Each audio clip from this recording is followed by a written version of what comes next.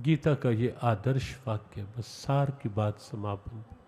धर्म मम, पहला शब्द गीता जी का धर्म, अंतिम शब्द गीता जी का मम, और ये 3 श्लोक भी जो 1 मिनट एक साथ गीता पाठ के लिए गए, इनमें भी पहला शब्द धर्म, अंतिम शब्द मम। मेरा धर्म क्या है? हर क्षेत्र में अगर हर कोई सोच ले तो निश्चित एक सुंदर व्यवस्था बन सकती है, सुंदर स्वरूप निखर कर आ सकता है सामने, जिसके लिए गीता जी की प्रेरणाएं हैं। गीता जी में 3 योग हैं। शरीर के लिए गीता जी का कर्म योग है। तो सार में हम छूते हुए कुछ पूरी गीता जी के भाव को 5-7 मिनट में ही आरती की ओर बढ़ेंगे। गीता का कर्म योग है शरीर के लिए। जीवन में 4 मुख्य भाव हैं। एक परफेक्ट लाइफ के लिए, समग्र जीवन के लिए। केवल शरीर ही जीवन नहीं है, जीवन जीव से प्रारंभ होता है। शरीर एक बाहर का पार्ट है। इसलिए गीता ने मुख्यतः 3 योग, 3 पार्ट जो है लाइफ के, और फिर उससे आगे जो मुख्य भाव लिया, शरीर के लिए गीता का कर्म योग है। शरीर कर्मों में ठीक से लगे, कर्म बंधन न बने, मोक्ष की ओर ले जाए। गीता का कर्म योग 3 योग में सारी गीता जी आप 5-7 मिनट में सार में घूम लेंगे। कर्म बंधन न बने, मोक्ष की ओर ले जाए। और वो मोक्ष भी केवल मरने के बाद वाला मोक्ष नहीं, जीवन काल में चिंताओं से मुक्ति की ओर ले जाए, समस्याओं से मुक्ति की ओर ले जाए, अशुभता से मुक्ति की ओर ले जाए, व्यर्थ के चिंतन चिंताओं से मुक्ति की ओर ले जाए। उसके लिए गीता का कर्म योग है।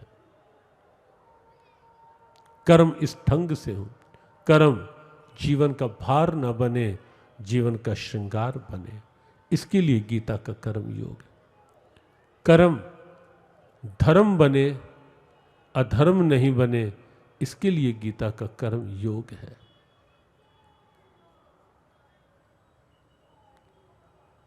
गीता का भक्ति योग मन के लिए है।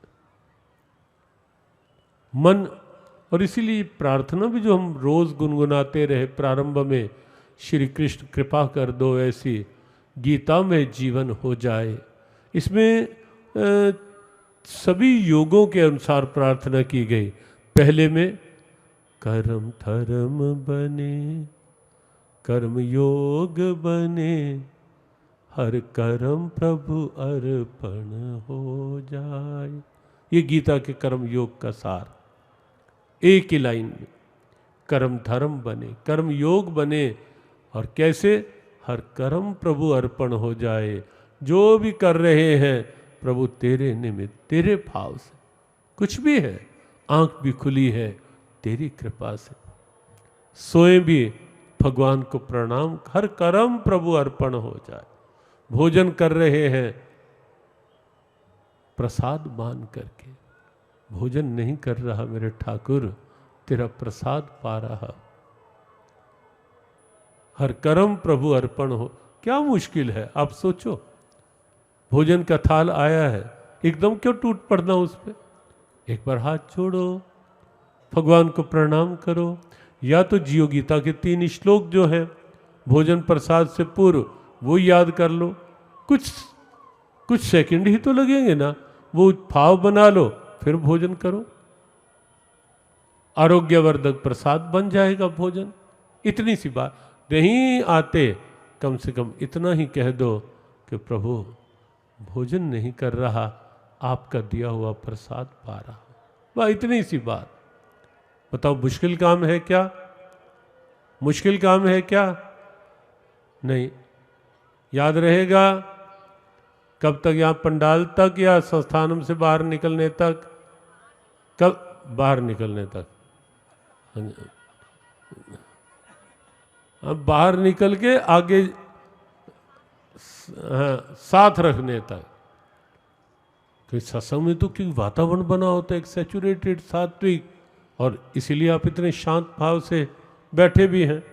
तो यहाँ तो ठीक है, लेकिन ये बातें केवल यहाँ के लिए नहीं है, जीवन के लिए।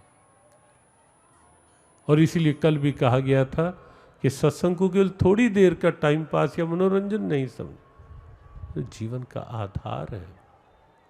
तो कर्म योग गीता का बार बार भगवान कहते हैं तत्कुरुष्व मदर्पणम, सो रहे हो तो भी भगवान को प्रणाम करके कि दिन भर का जो भी है आपके अर्पण। और गीता का भक्ति योग,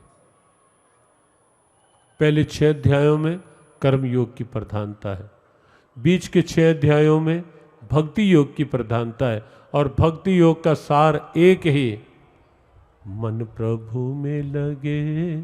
उसी प्रार्थना में मन प्रभु में लगे, प्रभु मन में बसे, आनंद मग्न मन हो जाए। मन प्रभु में लगे, प्रभु मन में बसे, आनंद मग्न मन हो जाए। ये भक्ति योग का सार है। मन मना भव, यहाँ से भक्ति योग प्रारंभ हुआ, या मैया सक्त मना पार, 7वें अध्याय से प्रारंभ होता है भक्ति योग। और 7वें अध्याय का पहला शब्द यही है, मैया सक्त मना पार्थ। हे अर्जुन, तो अपने मन को मेरे में आसक्त करके संसार से व्यवहार कर। और इसीलिए आपने गुनगुनाया 5 दिन लगातार, तन से हो फले व्यवहार सभी, मन उलझे ना कहीं इनमें कभी। और फिर मन का क्या हो, वह मन तो एक ही, मन प्रभु में लगे, प्रभु मन में बसे, और तब होगा आनंद मग्न मन। संसार में जितना अधिक मन लगेगा, ये प्रैक्टिकल सी बात है, उतनी चिंताएं मन बटोर बटोर के लाएगा बाहर से। और सच मानो, विश्वास करो और अनुभव करो कि जब मन प्रभु में लगेगा, वहां से आनंद बटोर के लाएगा, शांति बटोर के लाएगा, सद्गुण बटोर के लाएगा, सद्भाव बटोर के लाएगा, प्रभु में लगेगा तो। और इसलिए निर्णय आपको करना है, जो आज प्रारंभ किया बाबा जी ने, किस मार्ग पे हमें चलना है, कौन सी दिशा लेनी है। मन प्रभु में लगे, भक्ति योग का सार है गीता जी का। और गीता जी के ज्ञान योग का सार, ज्ञान योग गीता जी का, जहां सत असत शुभाशुभ की कर पहचान। ये विवेक, गीता का ज्ञान क्या है, विवेक की जागृति। और वो विवेक जो जड़ और चेतन में भेद करवा दे, आत्म अनात्म में भेद करवा दे, शुभ और अशुभ में भेद करवा दे, सत्य और असत्य में भेद करवा दे, वो है गीता का ज्ञान योग। बुद्धि को जगा दे, शरीर को सक्रिय बना दे, कर्म योग। मन को निश्चिंत बना दे, प्रभु में लगाकर, भक्ति योग। और बुद्धि में विवेक को जगा दे, ये गीता का ज्ञान योग। और ये 3 मिलाकर ही जीवन ठीक बनता है। अब सोचो, शरीर अच्छा हो, मन कमजोर हो, तो जीवन अच्छे से जिया जाएगा क्या? अब क्यों नहीं? दोनों ठीक हों, लेकिन बुद्धि बिगड़ जाए, अच्छे बुरे की पहचान ही समाप्त हो जाए। कहीं जब पेरेंट्स आते हैं, बच्चे का हमारा ऐसा नशे की आदत लग गई, लत लग गई कि सब कुछ हम, गीता ने कहा बुद्धि नाशात प्रणश्यति, असल बुद्धि बिगड़ गई, इसलिए बच्चे का ने सब कुछ बिगाड़ दी। और बुद्धि कहाँ बिगड़ती है? कुसंग बुद्धि को बिगाड़ता है, ध्यान रखना। और सत्संग बिगड़ी बुद्धि को संवारता है। इसीलिए बिनु सत्संग विवेक ना होई, लेकिन राम कृपा बिनु सुलभ न। तो गीता का ज्ञान योग, और उससे भी आगे गीता का समत्व योग है, जहां वही एक चेतना, एक सत्ता सब। तो भगवत गीता शरीर के लिए है, मन के लिए, बुद्धि के लिए, एक समग्र जीवन के लिए प्रबंधन के रूप में गीता है। पूरे विश्व में सद्भावना हो उसके लिए गीता है, सर्वत्र समभाव हो, सद्भाव हो उसके लिए गीता है, सर्वत्र प्रेम हो उसके लिए भगवत गीता है।